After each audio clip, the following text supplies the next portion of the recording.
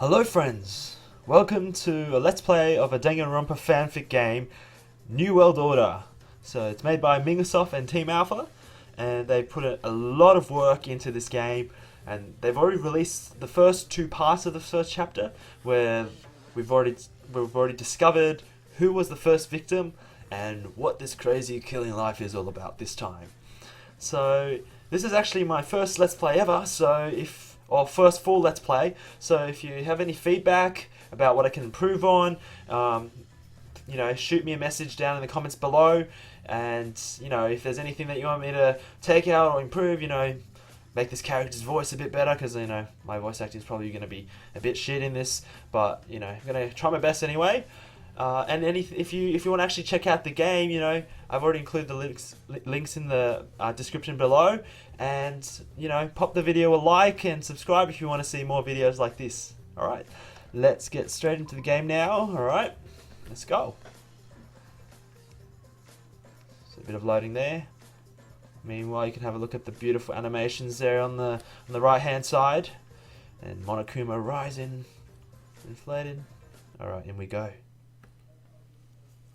So Blaze is our main character.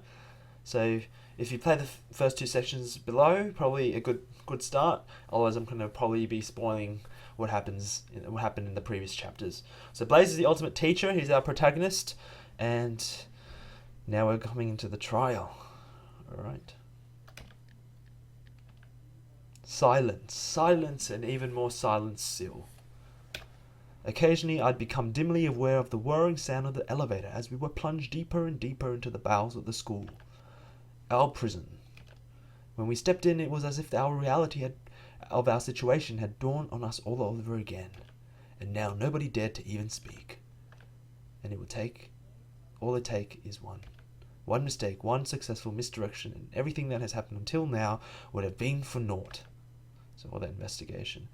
No sooner had I thought that, a whirring sound snapped at me out of my solemn reverie. Okay, so this guy's a bit more of a thinker than our Naegi and our Hajime protagonist. The door swung open and we obediently stepped out. Monokuma, oh wow, the trial room looks pretty solid. Welcome to Judge Kilmore's specially designed courtroom. Alright, so our Monokuma in this game is called Kilmore Bear. Wonder if there's some trademark issues and we're not actually allowed to use Monokuma. Who knows? Please make yourselves at home. Oh, so Grace is the ultimate singer. She's actually my favorite character. Alright, we'll keep going. Come on, people. What happened to all that pep that you had from before? Pierce is the ultimate lawyer. And Dash is the ultimate barista. He always asleep. Hey, Dash! Now's not the time to go AFK! So, Zeke is our, ultimate esports athlete, or whatever you call those people. And he gives him off that Kokichi vibe if you ever played off Danganronpa V3. We all need to be there for the next team fight. Just kidding, only I need to be there. But you get what I mean. So this is what it's come to. We've fallen so low that Zeke has become the voice of motivation. So Florence is the ultimate crime fiction novelist. Well, I was more than happy to speak. So Sigmund over here is our ultimate philosopher. But it hardly seemed prudent given the ultimate circumstances. Why exactly wasn't it prudent? What I plan to say, of course, there's a time and place for everything. Including the things that are more candid. And Virginia is our, troll in this group. So she's the ultimate secretary. Yes. So is everyone prepared for the trial? That is, None of us need to go to the bathroom? She glanced briefly at Miyu. So Miyu is the ultimate robot, I think. So we have another robot in this.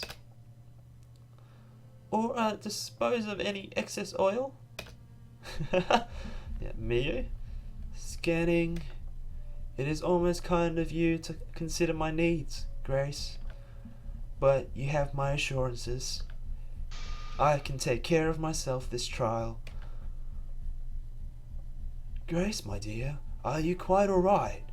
So Levitica is our ultimate religious person. I forgot what the name for that was. Why are you asking? If I didn't know any better, I presume that this place reminds you of somewhere else. Somewhere even less pleasant. That is... That's enough, ladies and gentlemen! So we have Hunt, the ultimate professional trainer. That's right. We have more pressing matters to deal with right now. Oh, my shoelaces appear to be untied. So the ultimate surgeon, I think, over here, Phoenix. He bent over, muttering something about an arch nemesis. Yep, we're doomed. But at least most of us are talking again. So Elisa is our ultimate news reporter, or anchor, or whatever you call those people. So I'm not really good with these names. A definite sign of progress, wouldn't you agree? Oh, Natalia. She's my second favourite character. She's the ultimate warden. That's an interesting talent. Mona I can understand, but Natalia? So Mona is the ultimate weapon master or whatever. She has a split personality. We'll go through her. So I wasn't just imagining things during the trial investigation. She's definitely acting out of character. So Natalia is pretty much the main girl so far in this game. I wonder if she knows more than she's letting on. Him? Kilmore, when did you arrive on the scene? I never left. Damn, I'm really not used to being ignored.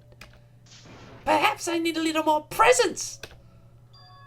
I think I prefer the previous model. Whether I change is completely up to you. Make sure you behave like good little world candidates and I think you'll find the trial to be a breeze. Well, chop chop, daylight's burning.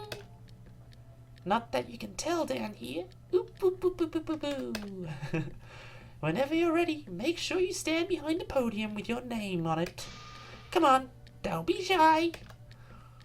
Alright, in we go. With a slight shuffle of activity, everyone obliged.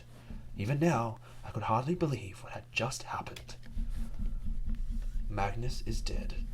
So, Ultimate Navigator Magnus was the first to die. He wasn't particularly an important character, so I didn't feel that. I didn't feel that sense of sadness, but we'll see what happens. No, not just dead, murdered. And his killer. Ooh, the music. Is someone standing in this very room? No, I cannot believe it. I refuse to believe it. Yet, all that I was faced with was this inescapable truth.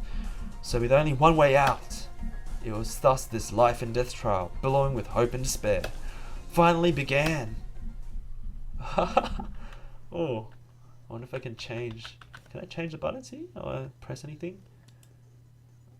Enable main difficulty. Once you have chosen, you cannot change your mind. Enable... Oh, so I can choose to use kind or mean difficulty. To be honest, I swear this game's gonna screw me over with the mean difficulty. If I do with kind, it might be slightly easy. So, actually, it'd probably be hard. Fuck it, I'm gonna go with mean. Let's go, let's do it. Alright. Oh god. Welcome to hell. Alright, I'm fucked. Oh, I'm a masochist, aren't I? Alright, am I in? I'm finished preparations. In I go! Class trial in session. Oh! That was some cool animation. Whoa! Holy! These animations are top par. See, that wasn't so hard, was it? Boo! Or, oh, how I've missed this feeling. Idiot. Just get on with it, will you? So Mona is the ultimate weapon master or the ultimate shooter or something. She's got a weapon background and she's got a split personality where one uses the weapons, one makes the weapons. Oh, and you got all these buttons so you can look at the evidence. Holy wow, this is amazing.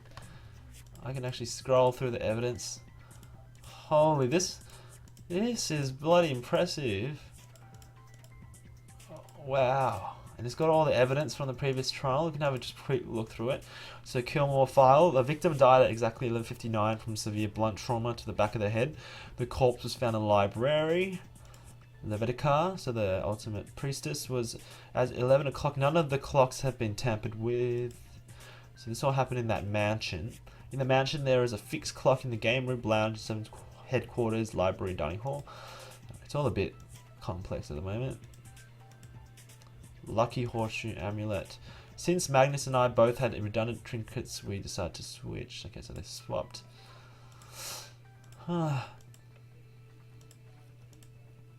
be honest, I think Eden is a bit suspicious at the moment, just because of that statement there. Since I was not scheduled to search the mansion at any point in the day, I spent some time recalibrating my emotional discernment. I went straight here. It's a bit of a long testimony. Let's go. After seeing the state of the library, Miyu insisted on tidying up the books. She did this by carrying the books back 2 at a time, one in each of her hands. You know, there's a few characters on the chopping board, I think. Order of who arrived at the scene. The mansion details were first. So, the mansion detail people were there first. So, the people who were actually at the mansion. Then Blaze and Natalia. So, the main character Natalia came in. Grace, Dash, Phoenix, Florence, and Lisa, or Eliza. I don't know how to pronounce that name. Eden, Levitica, Virginia. Everyone rushed over as soon as they heard the body announcement go off. We have a floor plan. Oh, so here's the floor plan. Oh, yeah, so we can have a look at it. So he died over here in the library. It's a pretty big house. This is going to be one tough case. God. This is going to make me regret it. I can't even change the setting after this. Config. Oh, wow. I can even change this setting. I'm very impressed. Okay. Back to the game. Boo! You're feisty, I'll give you that. Oh, I love how Kilmore Bear changed from doing oop to poo. Let's begin with a simple explanation of the class trial rules. As you all know, the Blackened is hiding among you. If you guys find him, then he alone will be punished. But if you pick the wrong person, I'll punish everyone besides the Blackened, and that person will earn the right to leave this school. Are my auditory processes malfunctioning? It sounded as though you just identified the culprit as a male. That's sexism. Oh, 21st century. Alright. Oh, I just know the culprit wouldn't be female. Of course, we have one of those feminist female characters in this. Or, like, excessively feminist. Call it a delightfully devilish hunch, if you will. With a little bit of personal experience thrown in. Personal experience. Oop boo boo boo. Oop boo boo boo boo boo. I did that on purpose to test your keen sense of observation. Congratulations. Really? It sounded more like you're used to using voice clips from the last killing. Why you? Oh. Are you accusing me of cuss cutting? I'll have you know that we're running on a very high budget. Oh, this game is not running on any budget, so this is a pretty funny joke in here. It's practically a blank check. Oh, Eden, so it's the first time that Eden's appeared in this game so far. So, oh no, in this chapter. So Eden is the ultimate psychologist, I think, and she can do seances and that kind of thing. You're not fooling anyone with that diatribe, you know. What's a diatribe? Troll. Okay, you win that round. Sheesh. But the war has only just begun. Boo! So, do you guys plan to start anytime soon? I don't have all day, you know. And yes, the killer could be male, female, or anything in between. Gender fluid. Do you really think I'd narrow it down for you like that? I like you all, but not that much. Not that much. Ah, drat. It would have been nice to get a freebie on the side. Freebie. Hey guys, what would we talk about first? Him? Your Honor, ladies and gentlemen in the jury. Genter. Ladies and genter of the jury. Hey, stop sidetracking me. The Phoenix, right, pointing. And kind of that Ishimaru vibe. My sincerest apologies, comrade. You just slipped out. Anyway, I submit that we start by outlining the basic facts of the case. We can then see where we go from there. Well, I'll be. You're much more dependable than you seem, Pierce. Hey! What do you mean by than I seem?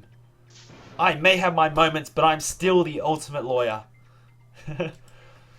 If it pleases the court, that includes my submissions. Submissions.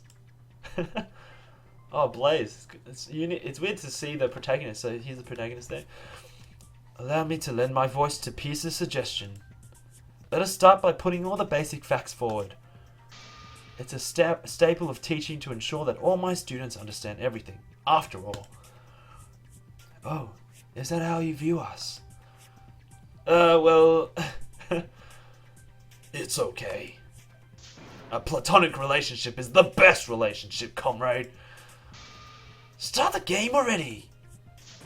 Yes, let us proceed at once. I suppose we don't really have a choice, do we? Off we go. Alright, so I won't read the tutorial. I'm assuming everyone kind of... Actually, we'll have a look. Alright, I won't read through this, but I think we all get the point. Non-stop debate. Yep, interesting. Okay, you'll then pump. Alright. Sounds like a good lesson taught to the ultimate teacher. Alright, influence. Yeah. I've seen this all before. 100 influence. Okay, it's a bit different. The status bar on the top right of the screen displays your influence. Try not to be too influenced by it. Influenced. What a pun. Now, depending on the context of the discussion, influence drain can be high or low. In most cases, incorrect response will lose 10. Okay. Unless you're playing in hard mode, and if you are, how delightfully masochistic of you. Note that successfully clearing a segment will marginally increase your influence. This is your only way of recovering lost influence during the trial. Okay. You know, other than dying like a complete amateur, hearty laughter. This narrator is a sadist. Screw you. Other than my undying respect, there are currently no rewards for finishing the class trial with high influence or without dying. You will, however, get a grade. It's kind of a Danganronpa tradition to get a grade at the end of every class trial. Interesting. However, the grade will be rather inaccurate if you were to, for example, load to cheat death. But if you wouldn't do something so underhanded, would you? Nah, I'm a loyalist to the end. Not really, but we'll leave that aside. Sound easy so far? Great to hear. We're so close to finishing. For the purpose of the visual novel, non-stop debates will generally pan out at least once before you're able to intervene. In other words, most of the time you will have to listen to everyone's arguments at least once before cycling through them again. It's kind of like that cross-examinations of Phoenix Wright. Very civil, am I right? Now, there's even more to the non-stop debate, of course, and there's many variants, but patience, young grasshopper. These shall be revealed in turn. Now, before I leave, get this. There's rumours afoot of a shortcut to the backlog. What was it? Mouse, wheel out, right click, something like that. I also thought I'd pass on a message from my superiors, save the game, and make multiple copies in case something goes wrong. Oh, please, as if there's anything wrong with... Well, aren't you glad you listened all the way to the end? Good luck and have it. That was actually a pretty fun narration there. Oh crap, I need to save. How do I save? No, I need to save. Save, okay. I'm going to save before I go in. Alright, in we go. Laying the foundations. Oh wow, and they've got the full cutscenes. Ladies and gentlemen, my fellow members of the jury, it's time for us to start our submissions. We all know that Magnus was killed in the library. Okay. He died from blunt force trauma when he was struck in the back of the head. Severe blunt force trauma? I wonder what that means. Maybe he was extra hard. Maybe like a golf ball on a windy day. I think I kind of mixed that early part. Please refrain from such detestable imagery. Very good, sirs and ma'ams. And on top of that, Magnus died some unspecified time between 11 and 12. Your Honor, please add all that to the record. This is actually so good. I love the animation.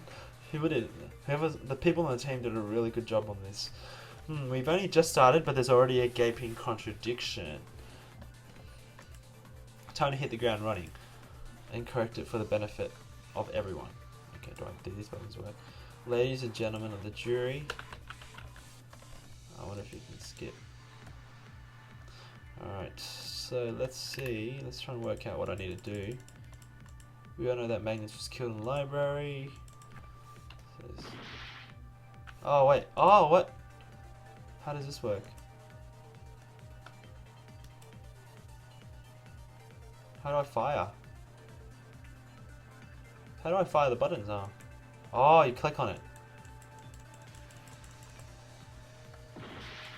Oh gosh, I'm dying.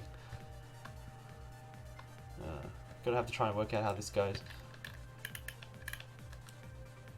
So if I go here, Magnus was killed in the library. He died from the blunt force trauma when he was struck in the back of the head. Severe blunt force trauma.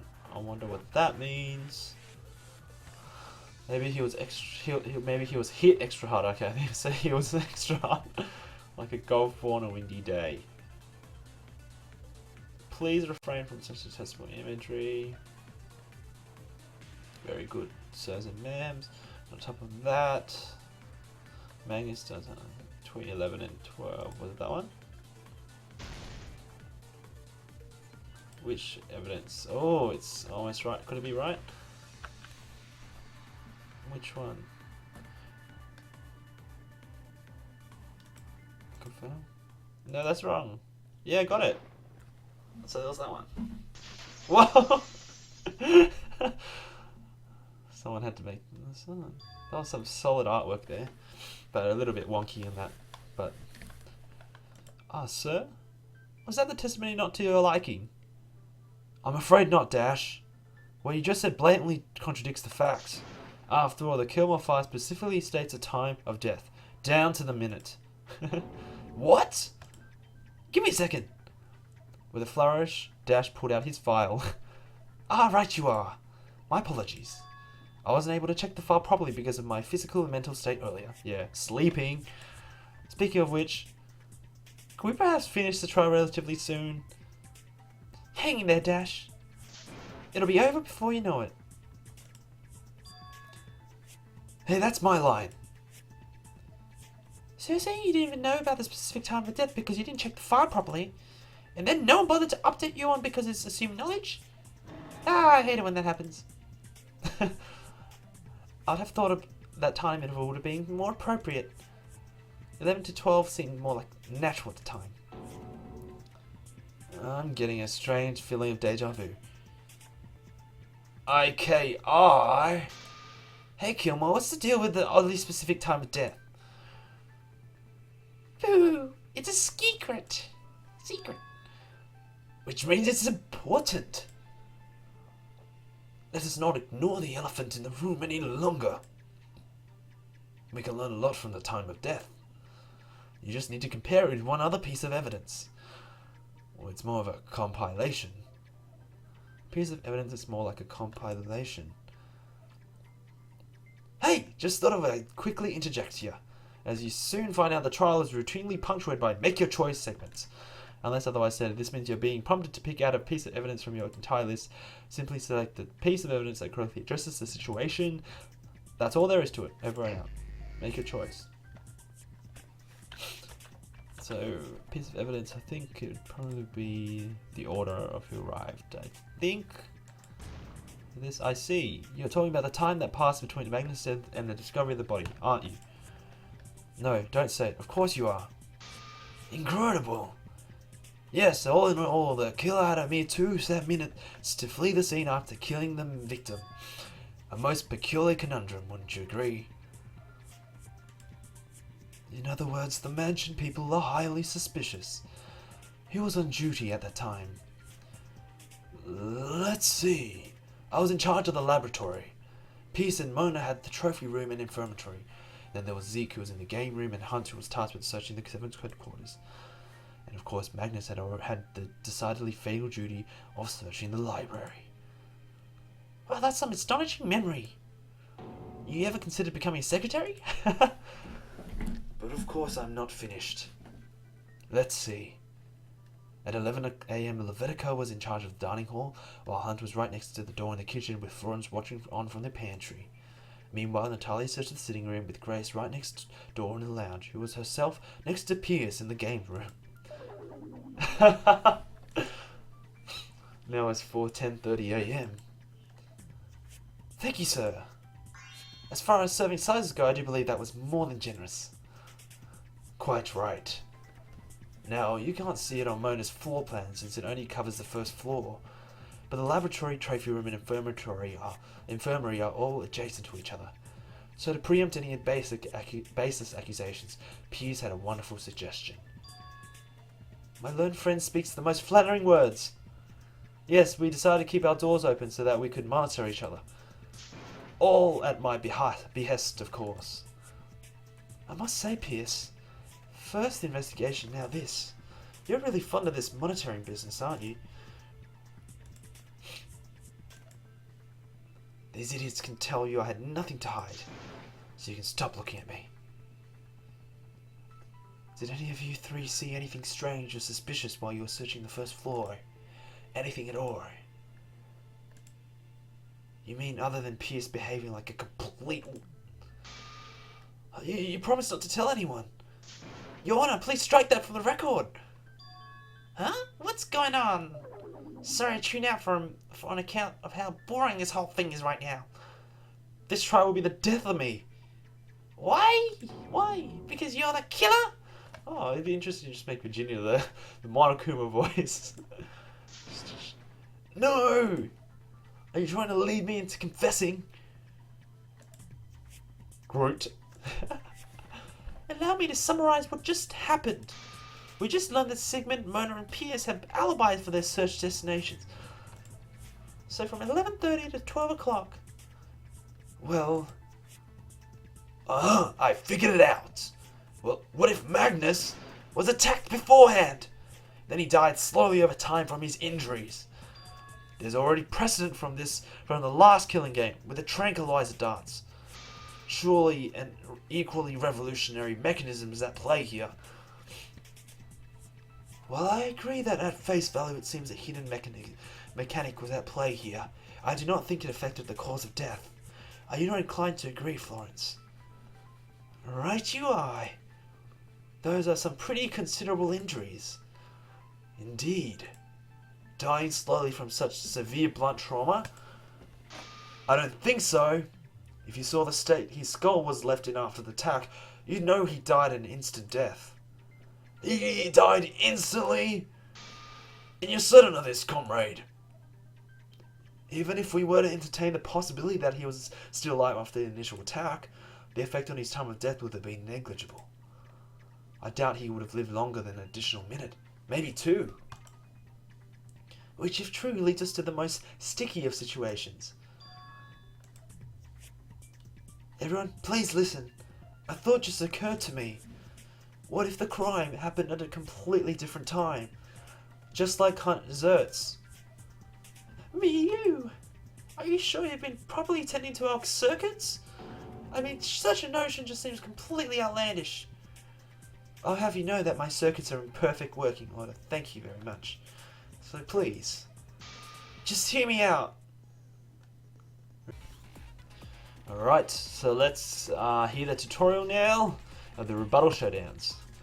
Hey, it's your friendly neighborhood narrator here, come to give you another tutorial. Rebuttal Showdowns are iconic mechanism. Yeah.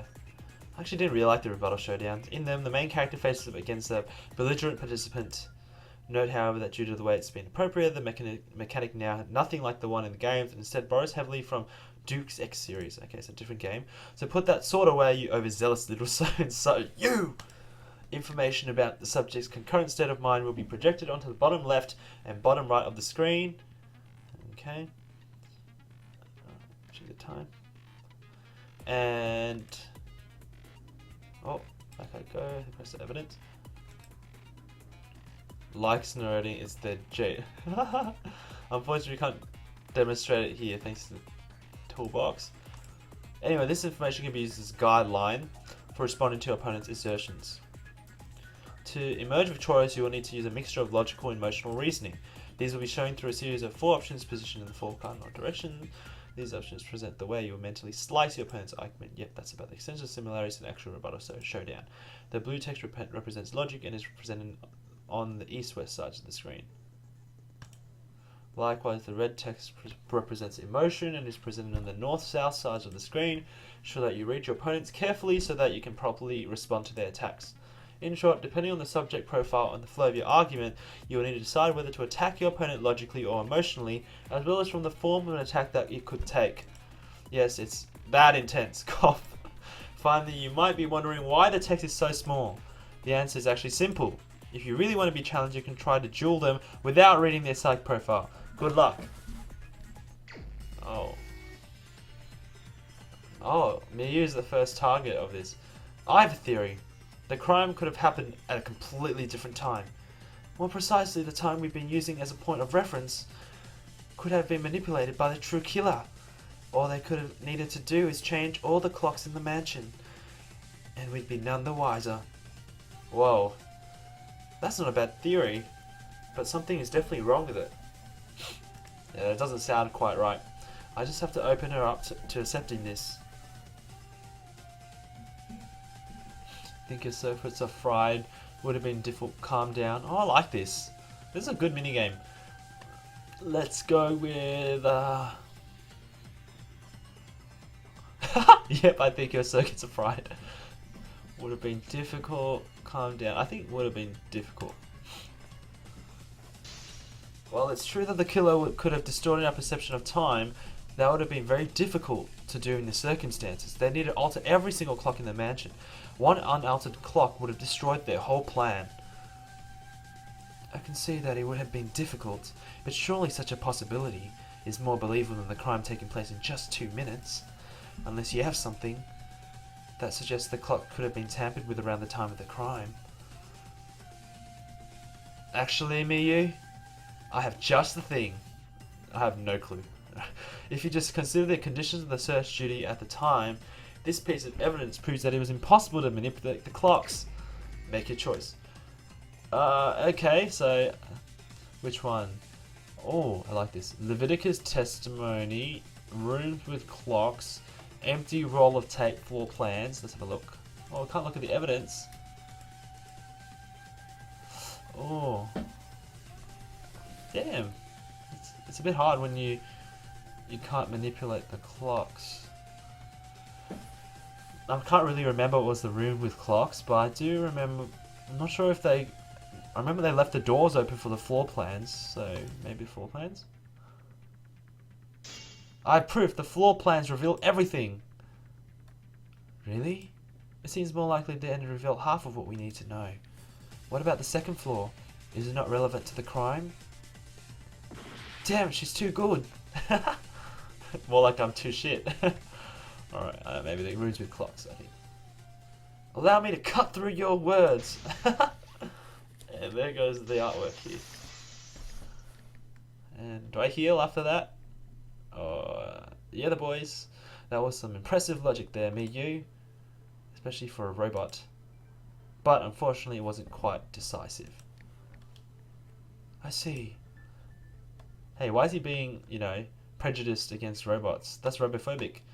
My logical reasoning drive is prepared to receive your rebuttal. Levitica, you know how we were discussing the locations of the clocks earlier when we were investigating? Could you repeat them for everyone, please? I hope that didn't come across as too bossy. It would be my pleasure. Alright, collect evidence. On behalf of the Whispers, I convey to you the following. The game room, lounge, servants' quarters, dining hall, library, and reception were each graced with the presence of a clock. Now, important fact to note is this. Cutting in there, Blaze, you bossy head. Excluding the library, at least 2 of these rooms were being searched from 11 to 11:30. And again from 11:30 to 12. We all know what that means. Since 2 or more rooms were being searched, even if one of the searchers was the killer, it would still be impossible to change the clock in the other person's room, assuming that neither person left their room at any time. I didn't neglect any of my duties, of course. I had no reason to leave. And neither did I! Right, and as long as these claims hold, it would have been impossible to throw off our perception of time by changing the clocks. I see. Perhaps I was a bit hasty in raising the possibility of a time manipulation mechanic. No, you were completely in the right there. After all, these trials only work if they're based on a full consideration of every possibility. It was also perfectly valid to say that a manipulation mechanic would have been more likely than murder committed in mere 2 minutes. But now Miyu's theory has been invalidated. Such a conclusion now seems inescapable. So where does this get us exactly? Up shit creek without a paddle. I mean, very good, sir. On to the contrary, it narrows down our suspect pool quite considerably. Oh. Who might you be talking about, I wonder? Zeke, I hate to be the breaker of bad news, but she's talking about the mansion people. Specifically, you and Hunt. Ah! But why us 2 in particular? With only 2 minutes to work with before the alarm was raised, it pretty much has to be one of the people in the mansion at the time of the crime. And if you discount the people on the first floor as well as Magnus himself, you don't really think I killed Comrade Magnus, do you? Besides, Zeke is clearly the more suspicious of us 2. He's even admitting to killing Magnus in his testimony.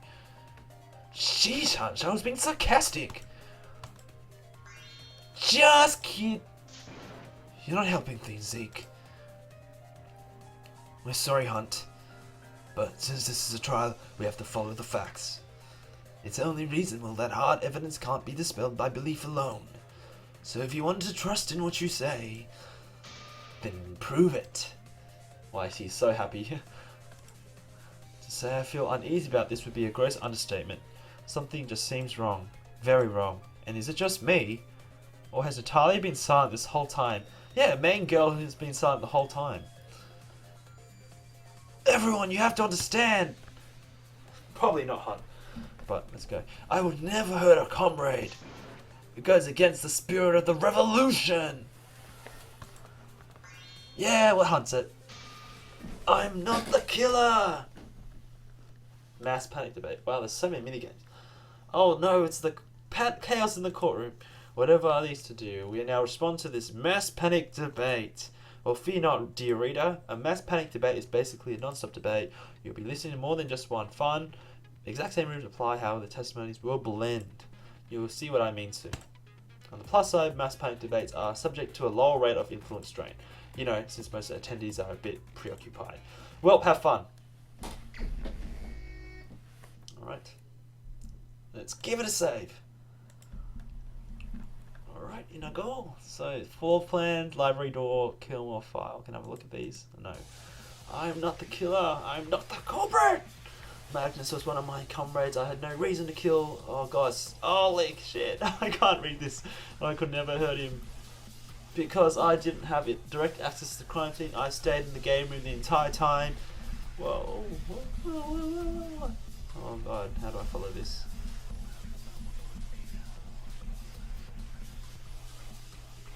At least there's no chains like in the real mass panic debates. This is getting out of hand. I have to seize on a point of interest fast or the whole trial will be derailed. So I'll focus on Hunt. I'm not the culprit. Magnus is one of my comrades. I could never hurt him. Yeah, so I'm just not doing the voices because I didn't have enough direct access to the crime scene. I was too busy fulfilling my duties. I didn't have time to kill Magnus, so that seems okay, I guess. I believe him. It's a bit hard to hear, but something someone just said blatantly contradicts the facts. What could this mean? Alright, I'll go with this zinc. I'm not the culprit. I had no reason to kill Magnus. He's so serious all of a sudden. And besides that, I stayed in the game room the entire time. No, I'm a bit shifty pressing it. No, he's not. Damn it, I'm making myself look like a fool. There's something I can do with that statement. I'm not the culprit.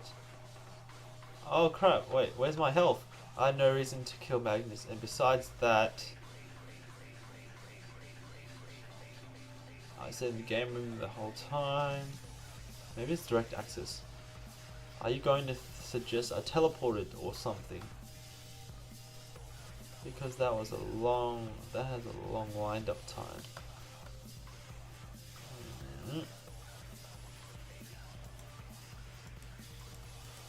Alright, so what could it be? I'm thinking maybe it's a time when you don't actually know all the evidence. I should really revise it. It could never hurt him. Didn't even have direct access to the crime. I think it's that. Which piece of evidence contradicts this statement? Okay. So it's I'm guessing the floor plans will give us access. Yeah, the boys got it. I hear it. And I heal. Let's get it. Hunt, did you just say that you didn't have easy access to the crime scene? Yes, because it's true. I would have needed to pass through several rooms to get to the library. Let's have a look. I'm guessing they will probably cover it. Floor plan. Was he in the servants' headquarters or the study? Let's have a look. Oh. Look, you can see it right from the floor plan. Even though it's small, there's a vent that connects the servants' headquarters directly to the library. A vent! Preposterous! I did not know of such a vent when I was searching the servants' quarters. Probably be too big to fit in a vent. How could I use something that I didn't even know existed? That's effectively an admission that you weren't diligent in your search. How disappointing, Hunt. I hate that smile. But how about the fact that I arrived at the scene with everybody else? We never would have gotten the door open otherwise. The culprit who discovers their own crime. Hardly an uncommon mystery trope, I'm afraid. What a load of poppycock! The true culprit has dug their ice pack right inside your skulls! Mona, is there anything else about the floor plans that we should be aware of? Well, I suppose it didn't really have a say on the first draft. But the orientation is like so. The north side is actual north side and so on. Even idiots should have been able to figure it out, but you never know. Other than this, nothing else comes to mind. Thank you, dear lamb. Now on the matter at hand. While it is true that assumption remains the height of folly, I shan't ignore the facts any longer. Shan't. Hunt, either you are ignorant or averted your eyes from the vent while searching the servants' quarters, or you did know and you used to access the crime scene. If you really are the culprit, Hunt, then I suggest you don't turn your eyes away from salvation. Confess right now. I have a feeling she'll end up killing someone and having to find salvation or something. I don't know. Just a hunch. Let the waters of redemption cleanse you of your sins. Your silence is making this really difficult for the flock. Oh, benevolent whispers, what is your counsel? Hold it right there! What is this, a split opinion? Looks like I'll have to take this chance to relocate you to opposite sides of the court. Ooh, boo, boo, boo, boo, boo. Oh, the creator really loves the mini games in this. How anticlimactic. Yes, a travesty, isn't it? These trial grounds used to be more phenomenal. Screw it. But it was too much of a safety hazard to have the podiums levitating midair. So because I care about your safety, you'll have to do this old-fashioned way. Like the hell you care about our safety? Enough chatter. Let's get this started, shall we? Oh, Scrum debates. It's time. It's as in an as unbiased as tone as possible. I'd just like to say, this is a personal favourite trial mechanic of mine. A Scrum debate happens when a notable majority of candidates are split with a key topic of debate, resulting in an impasse. Such an impasse can only be solved with a good old-fashioned penalty-free debate. Penalty-free, yes. Yeah, the boys. For reference, the lack of penalties is because of how ambiguous these segments tend to be, so you can expect a bit of trial and error to be involved. In a Scrum debate, the trial participants will be split in two based on their views. Not all candidates will participate though. The ones that do not make an appearance simply don't have strong opinion and are thus abstaining. To ensure that your side wins the debate, you need to listen carefully to the arguments of the other side. For each argument strand, you'll need to correctly identify the key element of the argument from which they say by clicking on it. It's somewhat reminiscent of Her Story if you've ever played that game. For this debate, the key element will only ever be one word per opposing speaker. The debate will proceed if you choose correctly with the word highlighted in orange to acknowledge your selection. However, due to technicalities involved in implementing this, you won't generally have to select the word itself. Usually the entire line will count. With one exception, also it will always be possible to deduce the answer through a combination of logic and trial and error. I'll even talk you through an example. Come now, don't be shy. Ahem! But his finger were found all over the knife, weren't they? What do you think is the key point of interest word in that statement? If you said fingerprints, then you're correct. Okay, in the Scrum debate, that's the word you click on, or the line containing it anyway. If you thought the answer was knife and wondered why it wasn't correct, then congratulations. You just got direct experience as to why this is a penalty-free segment. Yep, DRV3 Scrum debates were like that too, though you can see the logic behind it. The knife, while the point of interest, did not represent the thrust of the opposing side's case. The fingerprints on the knife now, that's a different story. Additionally, you will automatically be prompted to restart your argument strand if you take too long. This is the case for every speaker except the first. You can tell this is happening because the screen will fade to black. I'm actually keen to get this, see what this looks like. So if you want to challenge yourself, try and click the keyword or line before the speaker is able to say the entire argument.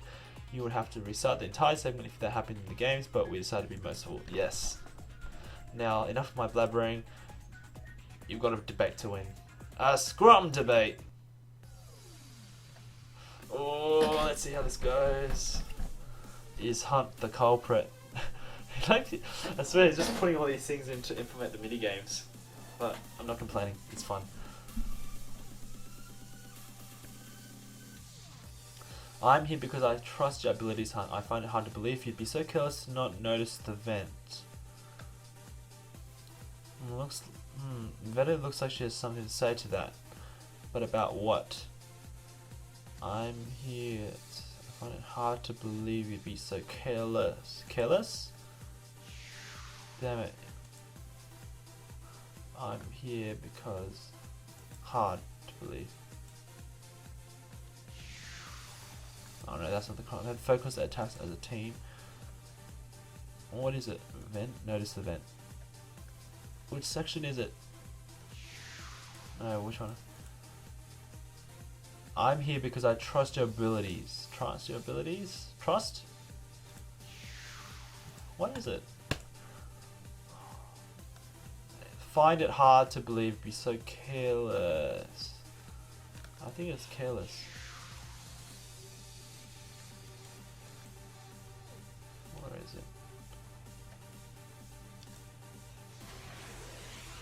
Got it. Yeah, it was careless. We are all imperfect beings. There's not a single soul out there who is not at least occasionally careless. But Hunt is incredibly strong, isn't he? Someone with his build could easily inflict severe blunt force trauma. It would have been child's play for him to carry out the actual scene, even kill. That spider Mona looks like she could potentially be a killer. Just interesting to note. Okay, but Hunt is incredibly strong, isn't he? Someone with his build could easily inflict severe It would have been child's play for him to carry the shot put to the scene. Shot put.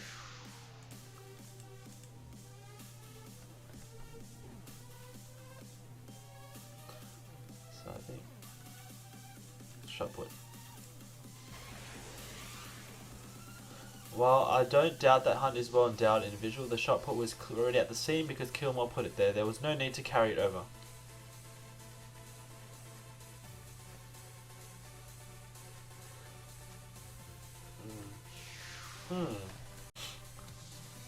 Okay, so lie probably, so it's lie. As a fellow robot, I don't think Kilmore Bear would be able to lie about something like that. I sincerely doubt it within programming. Alright. Yet from what I can see, only Hunt had easy access to the crime scene.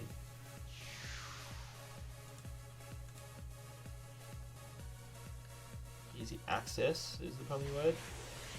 You could also access the crime scene at your leisure. You haven't even cleared yourself. Alright, Sigmund. Nevertheless, Hunt remains the more likely culprit in the absence of anything that would exonerate him. Exonerate? Is that the word? We're close. I need to say something before we lose our chance. Nevertheless, remains more likely the culprit. Culprit? In the absence. I think it's exonerate somehow. Nevertheless, remains. Alright, exonerate. You know what? We'll take you on that. What if I would tell you that evidence which would exonerate him was in our possession this whole time?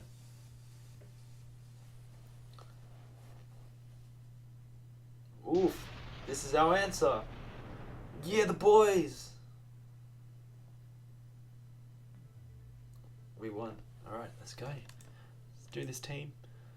Well, you said you have decisive evidence proving Hunt can't be the killer. Now be a good sport and show us. About that. That may or may not have been a bluff. Yeah, because I definitely bluff. I have no idea. Oh no. I know that type of face. I'm just, catching my breath, that's all. Yeah, I probably need to catch my breath a few times. He says while sweating bullets. I was hoping no one would notice. Think, Blaze, think. There has to be something in the evidence which proves Hunt isn't the killer.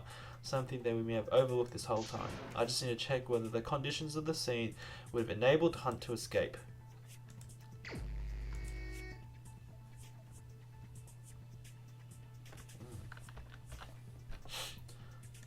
Leviticus testimony.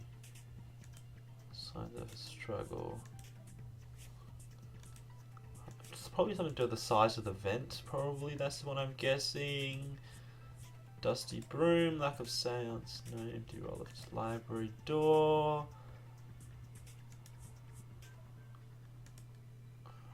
Order if you arrive, dusty broom. Clean handrail. Secret passage. Located between the library and the game room, which quickly a noise would easily be heard from outside the mansion. The left secret passage. State of the vents. There are two vents in the library, one with located either side of the room. Both are relatively small and were just big enough for Pierce to fit in. Clean at the time of the investigation, so I don't think anyone used. Take that! I knew my suspicions were correct. If we were looking for it, we would have known all along. And yet you have a distinct look of sudden realization. Again, I was hoping no one would notice. Everyone would like to draw attention to the vents themselves. I see. It seems we have been a bit hasty in our accusations. Alright. Of course you were! I second that, actually. Since the door was locked from the inside, it can be deduced that the killer must have escaped through the vents. You see, when Elisa and Pierce conducted their ventilation experiment, we found out one key piece of information. It had to do with the size of the vents. Namely, someone with Pierce's build could just barely fit through. Meaning Hunt would have been too big to get through the vent.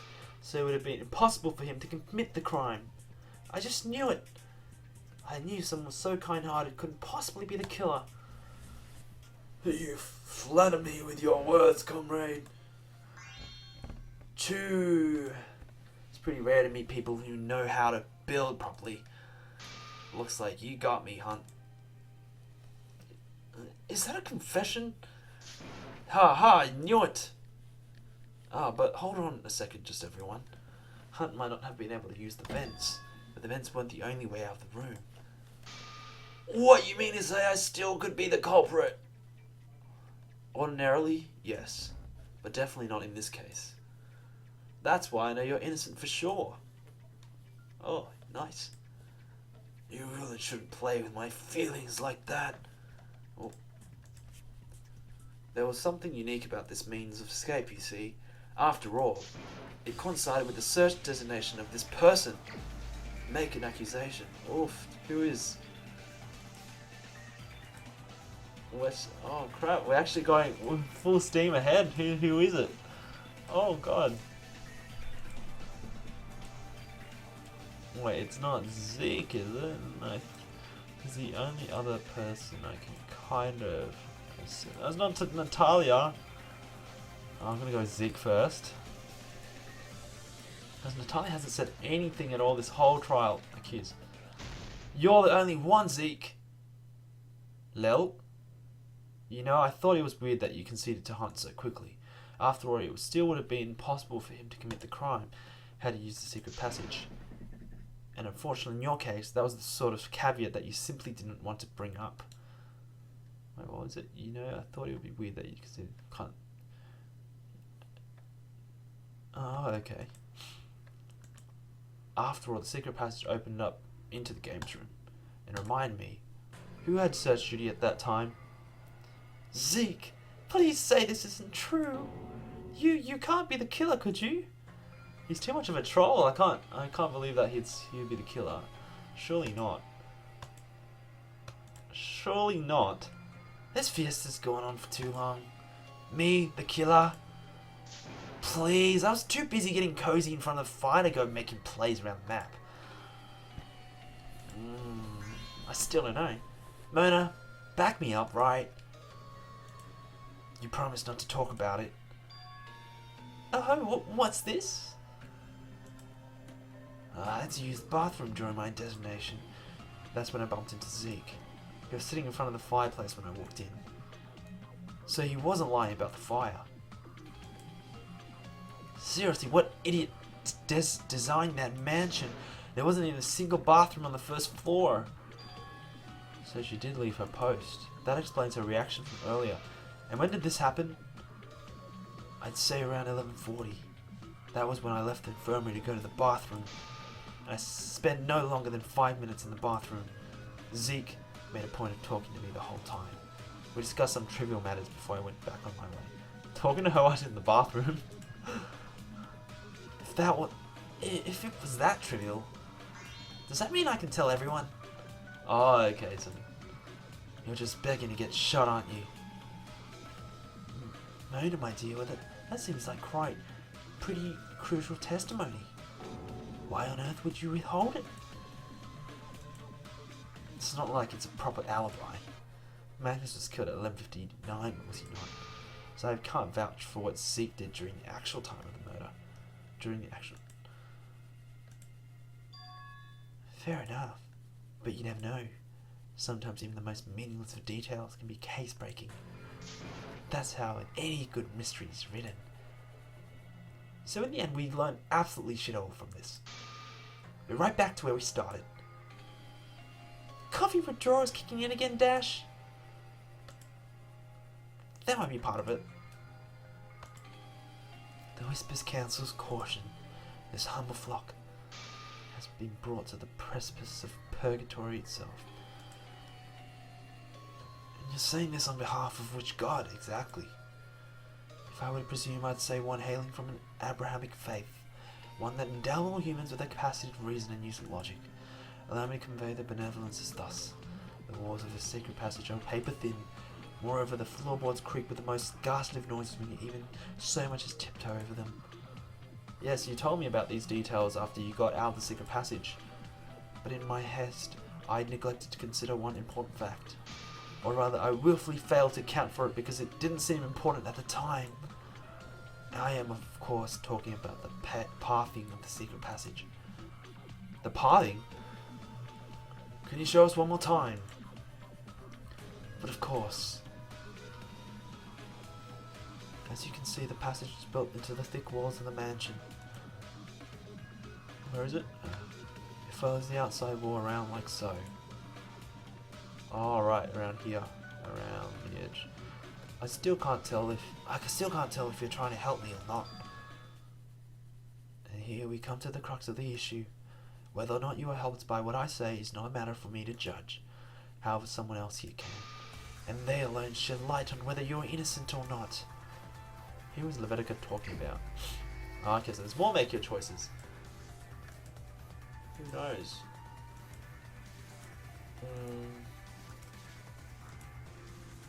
Mona? Eden. Are you sure you got the right side of the bed this morning, Blaze? Damn it, that's obviously wrong. Oh, it's Eden. I think. Oh no, okay, it's not her. Oh no, I'm dying! Who? There's not many people involved in this case at the moment. Who will know?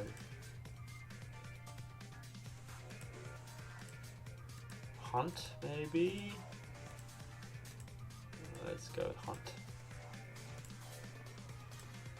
Oh no! Oh no! No! I should have saved.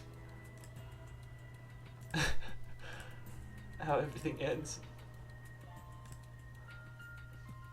I'll restart healthy. Okay, let's go again. Oh no, how do I skip? Alright, let's get this. Let's go ahead. Okay, so I'm back and just had a review of the evidence. So I had a look over the evidence and it just seemed that Miyu, so she wasn't actually scheduled to search the mansion on the day, but she spent some time recalibrating emotional discernment under a tree or whatever.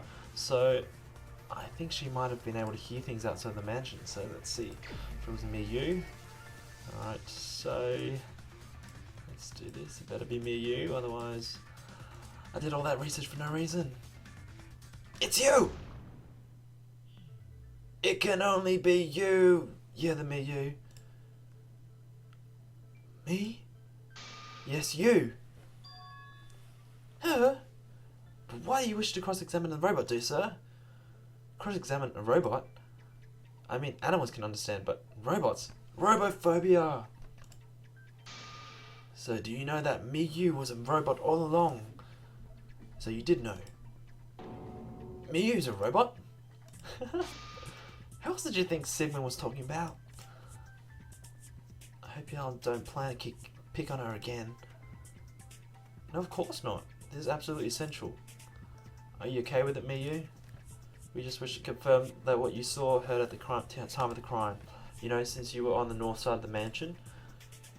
Scanning. Affirmative. Engaging memory recall module. Cross-examination. So here comes a special variant of the non-stop debate. In this mode, the flow of discussion will center around only one person. Person of cross-examination will be determined how you respond to it. If you're grilling someone, you will need to respond to the point of interest. For all intents and purposes, every statement in the testimony would then be a point of interest. However, if you are hearing the testimony to try and draw out more information or to clarify something, things end up being a lot easier. You will simply be asked to deduce that what you can learn from testimony. Other than this, it's similar to a non-stop debate. But it's hardly a debate when it's so one-sided, isn't it? Farewell. Miyu's observations. After the meeting at the cafeteria, I headed straight to the mansion. And they obviously have some Phoenix Wright background for this cross-examination. I have been growing increasingly fond of trees lately, so I wanted to ascertain the quality of the flora in the vicinity of the mansion. I was pleasantly surprised to find that the trees were amazingly well kept. I found the perfect tree mere meters away from the north side of the mansion, and then I placed myself underneath it and proceeded to recalibrate my emotional discernment stimulator. I had nothing suspicious the entire time. I don't think I saw anything suspicious either. Moreover, I didn't even move the entire time I was there. When the body scan went off, that's when I rushed to the library. Well, was my testimony helpful in any way? Okay. Yes, we know that Zeke is completely innocent. Yes, it shows that no one could have used the passageway. I think yes, because I think it said in the evidence that the secret passage would make a really loud noise if someone used it, and Miyu would definitely have heard it if she was outside the house. No, but it shows that Miyu is a liar. Yeah, you're a liar. Alright, no, I go yes. Okay. I see. Great work, Miyu. Thanks to your testimony, we now know that no one could have possibly used the secret passage. Unless you are a liar, Miyu. Scanning. On what basis do you make that assertion? You're a liar. Think of it like this. The secret passage loops around like so. Around here. Moreover, you are situated along the north wall, very close to the entrance up here. Add to the fact that the walls were paper thin and the floorboards are incredibly noisy. I see it now! Since Miyu was located somewhere along the north wall, if anyone had used the secret passage, we should have known or heard it. She should have heard it. Aren't you giving her a bit too much of a free pass here, Groot? Not you being a little ungrateful? Her testimony helps you, you know. Right, because it would have been impossible for anyone but you, Zeke, to escape using the secret passage. It empties out into your room after all, and you claim you never left. Which means you're clean if the Madam Robot says is true. And nobody used the secret passage at all. That's not what I mean. Miyu was in the mansion, too, was she not? What happened to testing all possibilities? Or is that only okay when they're possibilities you can all agree with? Zeke? What's gotten into you? Surely this is part where you say it's just kidding, right? You think you can just, because no one notices you, that you can have it easy? We're all in this together. That means no flying in the radar as long as I draw breath. Or my tag's not the Hero 27. I see that you are doubtful of my innocence. Yeah, you're a liar!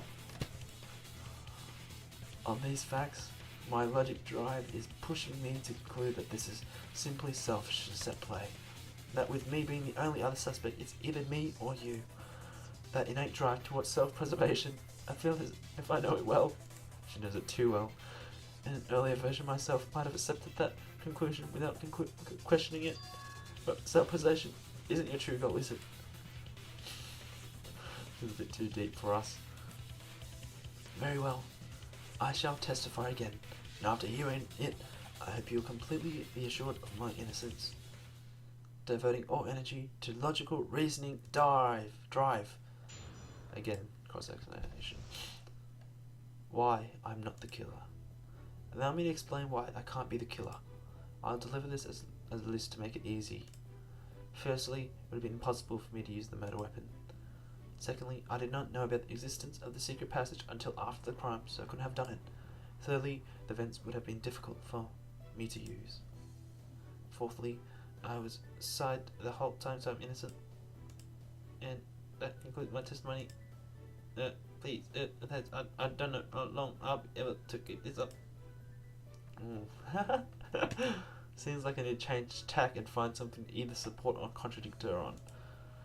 I'd better hurry though, it's obvious that this is taking a huge toll on her. Allow me to explain why I can't be the killer. Wait, what? So, what was it? So clear I didn't know about the existence of the secret passage until after the crime, so I can't have used it. Oh, you can affirm or challenge each one. I'll affirm that one. Allow me to explain why I can't be the killer. I'll deliver this. Oh, okay, it's going through the testimony. Thirdly, the events would have been difficult for me to use. Fourthly, I was the whole time, so I'm innocent. That concludes it. Grace's testimony. What was Grace's testimony? Restart. Okay, let's have a look at Grace's testimony. After seeing the state of the library, Miri insisted on tidying up the books. She did this by carrying the books back 2 at a time, one in each of her hands. Shot put, where's the shot put? likely uses the metal rope. Though still quite heavy, the shotput is reasonably light relatively to its size. Floor plans. Oh, this one's floor plans, wasn't it? Where was the floor plans? Oh, maybe it's just this one. Okay. So let me just think. Why can't be the killer? I'll deliver this list. Firstly, it would be impossible for me to use the worst murder weapon.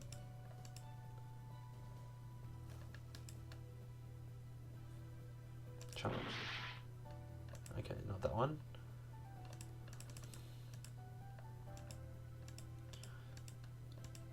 Thirdly, the vent would be difficult for me to use. No, it's not that one. Oh my god, don't know which one it is. Simply don't know the distance of the secret passage until after the crime, so I couldn't have used it. No. And this trial and error occurring. I don't know what's wrong with this one. I'll save it. The vents would have been difficult for me to use. Fourthly, I was outside the whole time, so I'm innocent. Okay, that one's a bit shifty. You know what? I thought she was carrying books.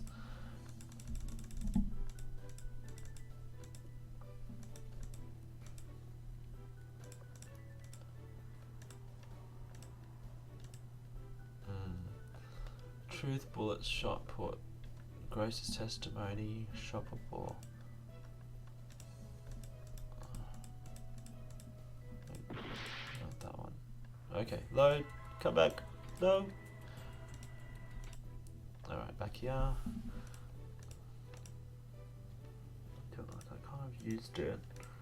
That means I can't be the killer. Impossible to use a murder weapon.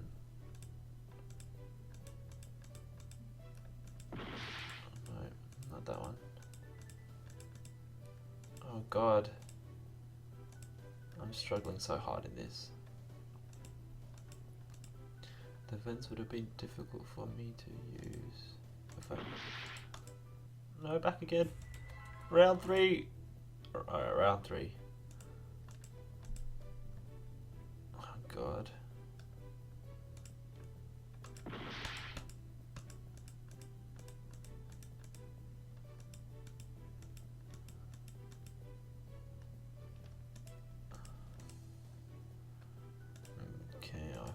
No.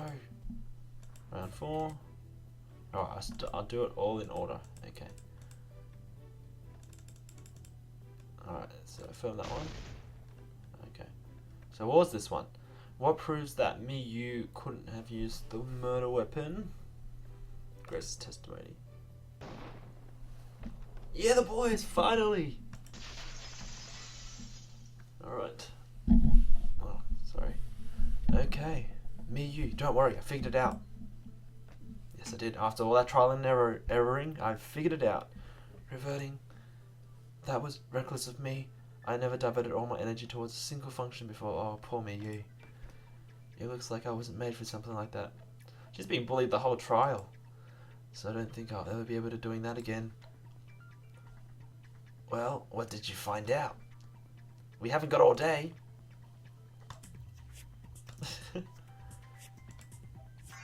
Looks like some of you is rubbing off on him.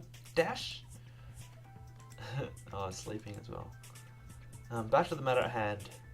Thankfully, you said it early, so I was able to hear it loud and clear. You can't have used the murder weapon. Isn't that right, Grace? Whatever do you mean? These people just forget everything I need to remind them. Awfully strange, isn't it? Why would you need to carry the books back so slowly? I mean, one in each hand, there's really no logic to it. Or perhaps there was even simpler explanation. What if I told you doesn't have the grip of strength to carry multiple books in each hand? So she's another weak robot. So that evidence was Grace saying, after seeing the state of the library, Mia insisted on tying up the books. She did this by carrying the books back 2 at a time, 1 in each hand. I see. Is this true, comrade Robo Girl? If so, that's robophobic. We need to work on getting you into a proper exercise routine. I don't think it's something that can just be exercised away. But the fact of the matter is, even though Miyu was near the mansion the entire time, it would have been impossible for her to swing or even carry the shot put. Can I confirm that to be the case, Miyu? So that is how you humans would phrase it. Perhaps it is self-preservation technique built in so that I don't feel conscious of my own shortcomings. Indeed, it appears that I lack grip strength in my hands. They're very delicate. I had to reattach them when I tried to wear the shot during the investigation. At the time I was relieved that Grace didn't see me. But in hindsight, if Grace hadn't seen it happen, we would have saved a lot of time and energy just now. Oh, Miyu. There really wasn't any need to feel so embarrassed. Even Ultimate isn't perfect in every way. Yes, I'm thinking I'm beginning to understand that now. Ladies and gentlemen, if you would permit me to summarize, based on what we know about the case, only the people in the direct vicinity of the mansion are suspicious. This is because a mere 2 minutes passed between the time of death and the discovery of the body. However, the people on the first floor have airtight alibis. Even though Mona briefly left to go to the bathroom, Sigmund and Pierce were still able to keep an eye on each other. Furthermore, due to Hunt's size and Miyu's low carry strength, neither of them could be the killer. Wow, so alert now. Dash. That means... I know where this is going. I'd like you to hold it right there. Yes, it's still technically possible for Zeke to have committed the murder, but why would he do it when he had the only suspicious room? The secret passage connected directly to it, you know. Moreover, what reason would he have not to use the secret passage? If you're going to be suspected anyway, then you might as well reap the benefits, right? I really don't want to say this, but that logic is flawed. Zeke might not have known about the secret passage. And even if he did know, the floorboards were creaky. Knowing this, I doubt he'd have risked using it.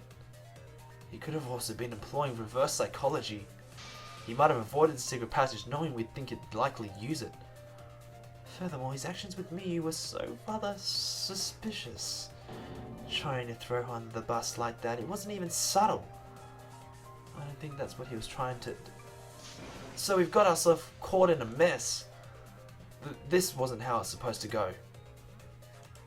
Whoever the killer is, they're doing a really good job. We just went from proving that someone at the mansion could have done it to pretty much proving that no one at the mansion could have done it. In other words, we're right back to square one. Shit's fucked. Everyone's suspicions are resting firmly on him. So why? Why isn't he protesting? If we vote now, we'll definitely get it wrong. So why is no one saying anything? If everyone's remaining silent despite the stakes, then was I wrong the whole time? Boo! I was worried for a second. Here I was dreaming about electric sheep. Electric sheep, I tell ya. So imagine my mild noise when I woke up to the sound of rousing chatter. Ah, but boy, was it worth it.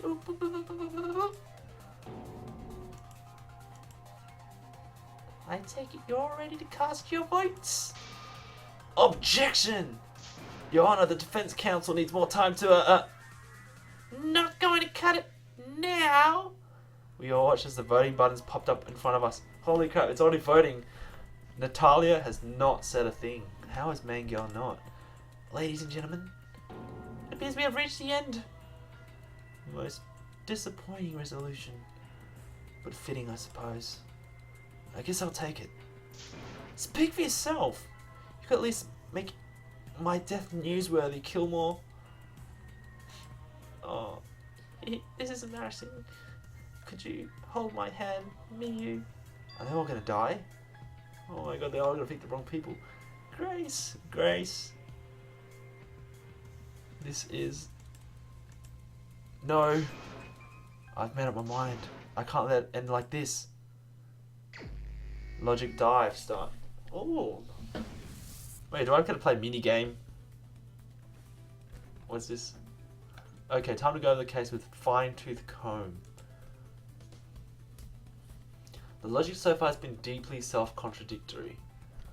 First, we found out that it was only possible for the people at the mansion to kill Magnus, but then one by one, we eliminated everyone who could, except Zeke, who's not even fighting back. In other words, we reached an impasse. It's almost as if Zeke is getting exactly what he wants. I don't want to have any proof to prove he isn't killed, but why would he commit the crime with the intention of getting caught? And so we arrive at our first junction. I know it's a stretch, but so fast. What is wrong with our current line of thinking? Only the mansion people could be culprit. All the mansion people have been cleared. I think all the mansion. B. No, the mansion people have been cleared. Okay, so Zeke is the only exception to the rule, and he's actually acting irrationally. I know he can't be the killer. But there's no proof. So with this in mind, what was wrong about current line of thinking? Only the mansion people could be the culprit. It was possible for someone else to commit the crime. Natalia? I have a feeling it's Natalia. What if we're still being misled by the true killer? Who's not saying anything the whole case. This main girl who has been the main girl the whole time is not saying a single word during this whole case. What if we're being misled? No, that's definitely what happened. If so, I need to think through the entire body of evidence all over again. Well, we have to vote. How are we gonna... Oh, sorry. What piece of evidence has flown completely under the radar this whole time? Well, there's all the radar evidence we haven't used. There was the library door, there was the small thing with the tape, was it? No, we've not talked about the tape. The purpose of the tape is still unknown, so we had some tape. Alright. Okay. That's right, no one has brought up the tape yet, and even if they wanted to, the opportunity never really presented itself. I can't remember what the point of the evidence was. And now he's slowing down. Which property of the tape would have been useful to the culprit? It could have been used to keep the victim from screaming. It's sticky, it's short, it's inconspicuous. Maybe the longest one? No, that's it. It was used to silence the victim. Assuming it would be practical to use in a struggle, which property of the tape would have been useful to the culprit? No, wait. I said it was wrong. It's sticky. The tape can hold objects in place. Okay. Oh, I like the background. So subtle, but it works. Right, yet stickiness alone wouldn't have been enough unless... Which other piece of evidence does the tape relate to? Kilmore Bear's testimony, state of events, library door. Was that used to tape the library door shut? I wouldn't think it would have done anything to the autopsy. Kilmore Bear's testimony. Maybe the state of events. No, not that one. Damn. Alright, not that one. Please don't tell me I can die in this. Which other piece of evidence does the tape relate to? Kilmore Bear's testimony. It is right? Okay, so I forgot what Kilmore Bear's testimony was. That's right, Kilmore mentioned in his testimony that he gave 2 items to the killer in this case. The first was a shot put board, the other was a limited edition prototype invention. Oh, so the tape was the invention. Okay. Though it may seem like unlikely at face value, even a cursory glance at the evidence makes it apparent that it can only be the tape. It's the only thing that whose purpose of the crime scene remains completely unexplained. So this tape might have special ability. Moreover, Kilmore already set a precedent with weird and crazy inventions back in the original Killing Game. The tranquilizer darts were a strong testament to that. So now it's time to handle the biggest conjecture of all.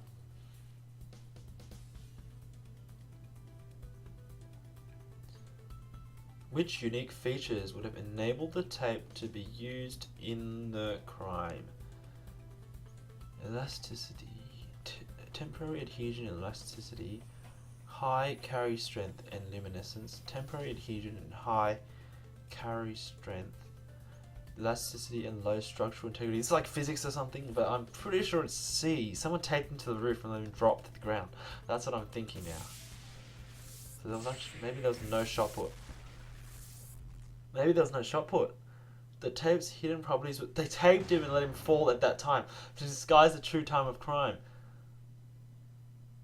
Oh, they taped him up and then let him fall. This is how everything can be explained. Okay, there's no going back now. And without further ado, it's vote. Hold it! It to Blaze?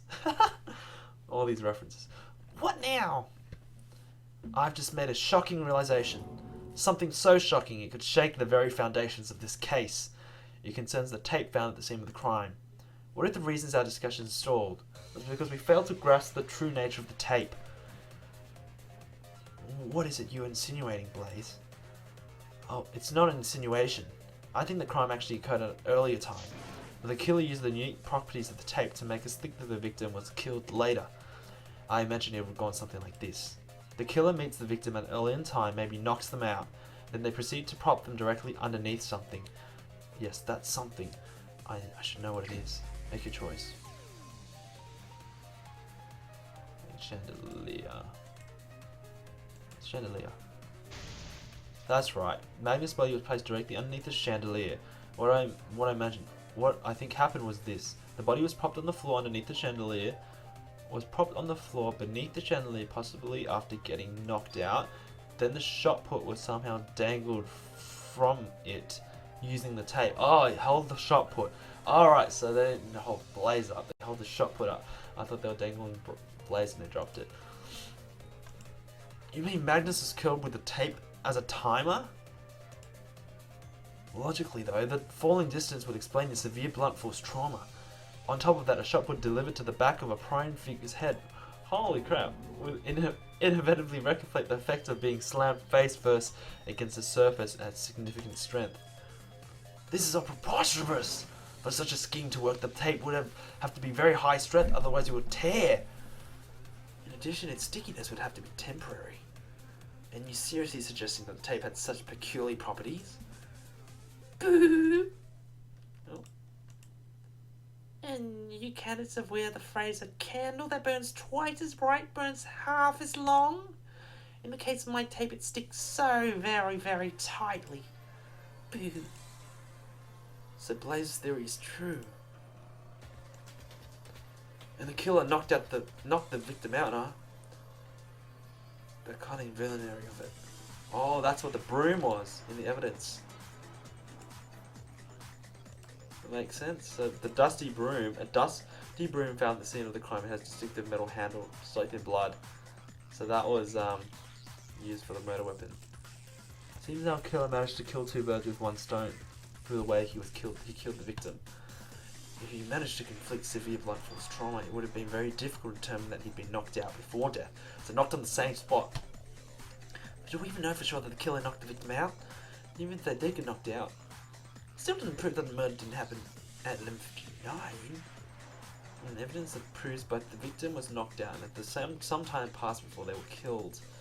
Strangely, I think I have something like it. Something that was privately told to me. Make your choice. Dusty? I don't think that's the evidence yet. Empty rolls have found underneath the bookcase beside lack of seance. Was it lack of seance? I see. Just wanted to try it out. No need to look so ornery. I'd like to clarify something. Alright, they tried to do a seance, but there was no seance, so he was unconscious. What happened if someone's knocked unconscious before death? Good question. I've gone through a lot of cases, but it's yet to happen. But, have you ever heard the phrase, a blind man has 4 senses, an unconscious man none? Not surprising, seeing as I just made it up. Yes, the victim would not be able to project sense for the period in which they're knocked out. Or at least, that's what I would assume. And seeing as how the sounds replicates the last moments of a victim's life, it wouldn't simply show up as blank. Let's think this through. That would mean the victim wasn't knocked out right before their death, because if they were, sounds would have been able to at least catch the part where they were knocked out. Oh, okay, so look at the evidence. For some reason, Eden was unable to produce a sound, no matter how hard she tried. Okay. Brilliant deduction, Sherlock. And a right shame that this is mostly conjecture. Just wondering how you were able to make your deduction. I mean, I didn't exactly pass out all the little details. It's just an inference from the information I had at hand. I know your seance is based on the victim's senses after all. However, practically all senses are reliant on state of consciousness. It wasn't exactly a big logical jump. Makes sense, I suppose. Not to mention, there was even more evidence at the scene suggesting the victim might have been knocked out. Broom time! Dusty broom. Take that! Yes, there was a broom present at the scene, its handle caked in blood. Now that we know the victim was knocked out, wouldn't the next logical deduction be that they were struck with the broom? Still giving us the silent treatment, are you, Nat? Nat. Lie. I was just dumbfounded by how flawed your logic is, Nat. Oh my god, Natalia, you better not do this to us, you better not. Oh god. She's the killer. That'd be so terrible. Natalia! My dear lamb, what has gotten into you? You persist with your silence for the whole trial, and when you finally speak, that is what you have to say? But Nat, the killer knocking the victim out is supported by the evidence available at the... I'm not talking about that. There is a huge problem with your time setup theory that we've all been overlooking. How so? Think of it like this. How much tape was found at the scene? Just over 5 centimeters. Ah! That's right, Blaze. 5 centimeters. Hardly enough to get a shot put out from the chandeliers. You mean Kilmore Bear trolled the culprit by only giving 5 centimeters of tape? I plead the fifth. But hypothetically speaking, if I did, it was in the interest of fairness. I'm a bear, not a troll. But Nat, you don't know for sure that it wasn't enough tape. And you don't know for sure that there was enough tape. Blazy, I'm disappointed in you. Nat's behaving very uncharacteristically right now. What's gotten into her? What could she possibly be hoping to achieve with this? No, I can't let myself get distracted. Nat's thrown down the gauntlet. There must be some way to prove that only 5 centimeters tape could have been used to hold up the shot put. Think, Blaze. Think.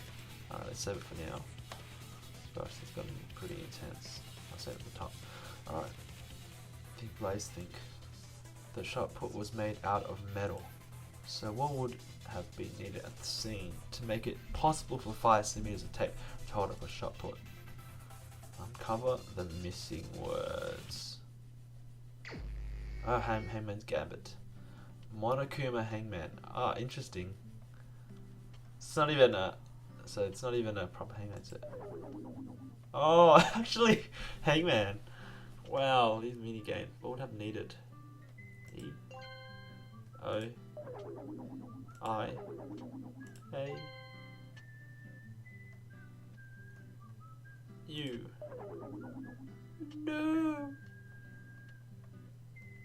I have no clue what this word is.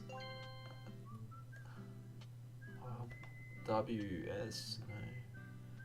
A crane? C? Oh no.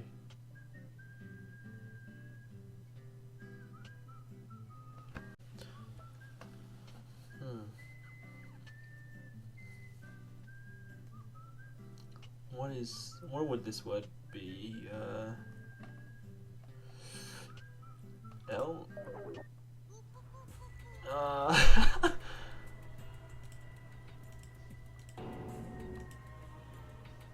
No, I will not restart, I'll load. Okay, so what does it think?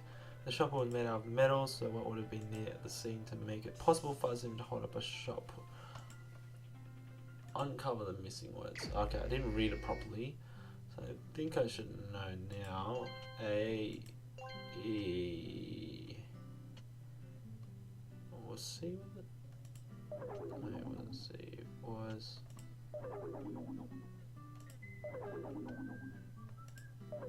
Oh, what? A mallet.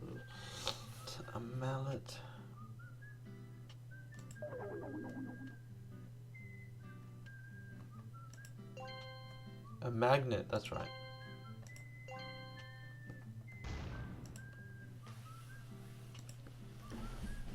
Was there anything at the screen that looked like a magnet? Oh, more of it. Oh, it got even harder. I only got 1 life left. Oh.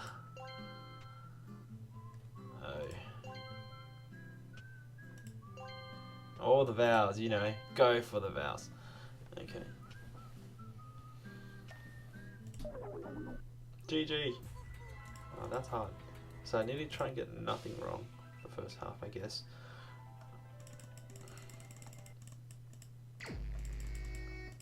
No mistakes. Here I go. It was magnet.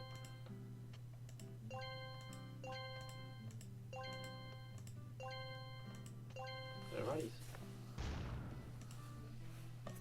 And do I have the proof there's magnet at the scene? Anything that resembled a magnet, something in the evidence. All the vowels were here, so open in. Oh no, I. You. There's a lot of words. L. Lunti, amulet.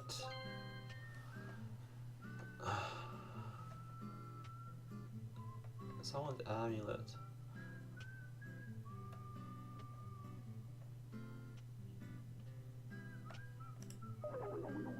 Oh, what?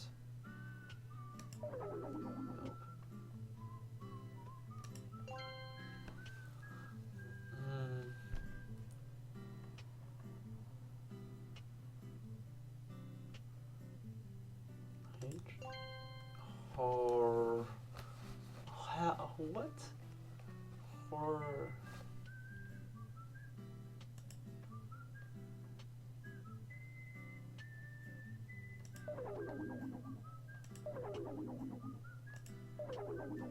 I only got one more life.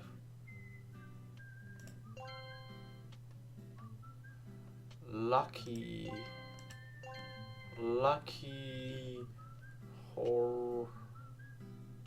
horseshoe amulet. That's right. Got it. It's all coming together, finally! Give it a save. Alright, yeah the boys, let's finish this. I think I've solved your little problem, Nat. Nani? What a weeb. Did you really think I'd fall for that, Blazy? She knows me well. You're clearly just bluffing. But not this time. In fact, I think I found out the trick behind this case. The tape wasn't directly attached to the shot put. No. It was wrapped around the sticky horseshoe, a lucky horseshoe, which was then attached to the chandelier in a reverse U shape. The shot put was actually attached to the underside of the horseshoe. So look at the lucky horseshoe. Found draped on top of the victim's corpse in a possible symbolic gesture. The chain has been torn off. Oh, so something about trading. Someone trading stuff? Evidence? Lucky horseshoe Eden's testimony. Since Magnus and I both had redundant trinkets, we decided to switch. They traded. Shifty. The shopper was actually attached to the underside of the horseshoe. Such an arrangement would have used a lot less tape than if it was wrapped directly around the shot put instead. It would have been more than possible to do it with only 5 centimeters of tape. But in order for that to work, the lucky horseshoe would have to be a... Yes, your lucky horseshoe wasn't just a trinket. It was also a high-powered magnet. Its shape gives it away. I had no idea. If I'd known it was magnetic, I would never have traded with Magnus. I wouldn't be surprised if all of our trinkets have secret properties that we weren't aware of yet. Indeed, it's the very nature of that bear to badger us with his cheap parley tricks. Hey! There's just a small problem with this little theory. Why wasn't the lucky horseshoe still attached to the shot put when we found the body? Maybe the force of the impact detached the magnet from the shot put. Ooh, that's right. Compensating for powerful properties with big gaping weaknesses seems to be all the rage these days with you kids. So the magnet itself may be strong, but applies sudden force to it, and it drops its load faster than well, you get the picture. Pardon my French, but isn't revealing all this information rather disadvantage for the blackened? What's the catch? Sacre bleu? I don't know what that is. There's no catch. My little balance stack during the investigation seems to have failed. So call this compensation if you will. Besides, It seems this particular blackened is rather content to dig their own grave. If this was really up to me, I'd be ending this whole thing right now. But it is up to you. Well. So it seems my time is up. Natalia, what are you? Everyone watched in stunned silence. She pointed the palm of her hand downward, and something transparent and thin came tumbling out. It's tape. 15 minutes. Exactly 15 minutes. Just as it was during the crime. Goodness, it took my hand so easily. I was beginning to think it would never come off. What do you think you're doing? Did the witness just confess to the crime? Calm yourself, Nat. Seriously, what's gotten into her? Kilmore, I confess. The one who dirtied their hands, committed this brutal murder, is me. No, Natalia! Please call the vote right now. No! It can't be her. So that's what it was. Not so fast. Natalia, if you're the murderer, then naturally you should be able to tell us how you committed the crime. After all, how can we feel comfortable waiting for you when your guilt isn't even conclusive? But what of the tape comrade thinker? It is meaningless if you think about it for even 5 seconds. Anyone could have, say, found an exit roll somewhere. And what is the odds of that happening? Very well, Nyan. If it's testimony you want, then I'm happy to oblige with this request. No, Natalia, don't! Something's gotta be wrong. Sigmund's theory may have been flimsy, but it seems to have earned us a breather. I have to stall. It's time to do the unthinkable. I just know that Natalia can't be the killer. Yes, she can't be the killer. So I have to lie in order to expose the truth. Okay. You are gonna lie to expose the truth because Natalia is not the killer. Alright, don't believe her. It's a bit too obvious in a way that she was not talking the whole time. So I can't have her die. Alright. I cannot have her die. So, but why, Mr. Narrator? I know how to do a non-stop debate already. But why, of course, but do you know how to lie? Yes, you heard it right. Okay. In certain discussions you can lie. So how does perjury work? The answer is simple. Just pick a key statement from the debate or more, a sequence of statements, and attack it with a lie. However, you will only be able to properly do this to one of the statements, and as you might suspect, getting caught out in a lie could have pretty hefty consequences. I'm already on low health, so who cares? So make sure you use logic to deduce the only statement you could realistically lie on. I know you can do it. Adios. Bye bye. Alright, non-stop debate. The culprit is me. Guys, don't fall for Nat's mind games. Remember that we still have other suspects. I can assure you I'm mind gaming no one. No, Natalia, it's not you! I have no alibi from 11:30 to 12. This means that entire block I was able to commit the murder. And what of the mechanism of the crime? How exactly did you kill Magnus? That's easy. Magnus was scheduled to search the library from 11:30, so I left the sitting room a little bit early, and simply lay in wait for him. So you see, I'm not the killer. I am the killer. Please accept my confession. This trial has certainly taken a turn for the bizarre, but I can't be preoccupied by this right now. Nat's false confession is threatening to derail the entire discussion. I have to be decisive and prove it somehow. Disprove it, even if I have to lie. Guys, don't fall for Nat's mind games. Remember that we have other suspects. I can assure you I'm mind gaming no one. I have no alibi from 11 to 12. This means that for an entire block, I was unable to commit the murder. Lie. I shall turn my lies into the truth. Yeah, the boys, do it. Alright, so you're gonna lie. Probably gonna lie that he was with her. Nat-chan, how could you forget? Lazy could? Forget what? We spent a lot more time in the park. Remember? You know, right after your search designation. I even walked with you there. Did you really think I would forget that? Oh, what are you doing? Everyone, don't listen to him! Blaze is lying to try and cover up for me. I know. Blaze seems pretty trustworthy to me. Coming from you. Agreed. Blaze, please help her. No, you got this all wrong. Blaze, why are you trying to protect me? Why can't you just let it go and accept the truth? You know why? It's not that I don't want to accept the truth. I'm more concerned that from the way this is going, it's your lies that will be accepted as the truth. And all but one person will pay for it with their lives. Is this really what you want, Nat? Very well then. If you can't accept the truth, then fine. I'll say it out loud, clear over and over again until you can finally accept it. I'd like nothing more. Okay, I'm the culprit. After his special cafeteria, I went straight back to the dormitory. Okay, I'm running out of space, but alright. And I watched my motive video. Spurred almost by what I saw, I decided to hatch a plot to murder Magnus. After my meeting with Kilmore, I waited out most of my designation before sneaking to the library and lying in wait. It was quick and painless. I struck him from behind with the broom. The rest of the murder played out exactly as Blaze deduced. That's all there is to know. I trust there are no contradictions. If I want to successfully repel this testimony, I'll have to look through the entire body of evidence. Nat, if you survive this, you really need to learn how to become a better liar. After we all disperse from the cafeteria. Okay. I don't like this part actually. It's a bit... I watched my better video. I decided to hatch a murder plot. After my minute, wait.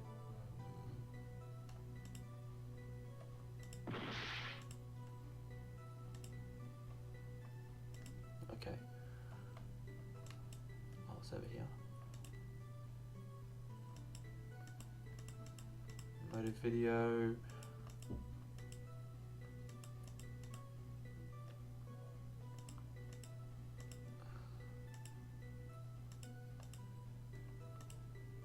Restart. Okay, I think.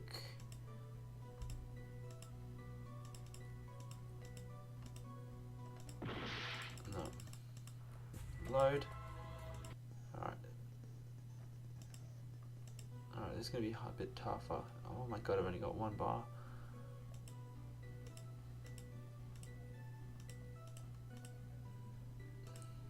Challenge.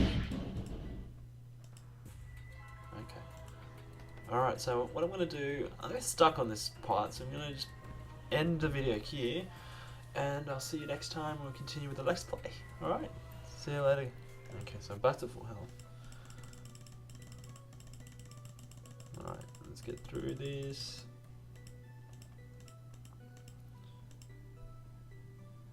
To hatch a plot.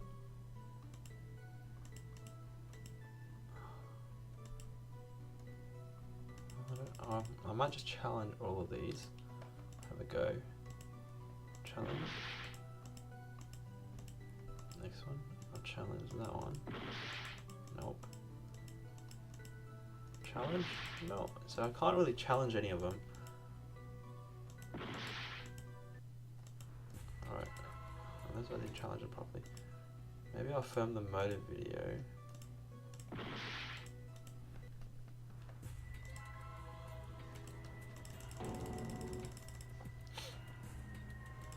Restart health.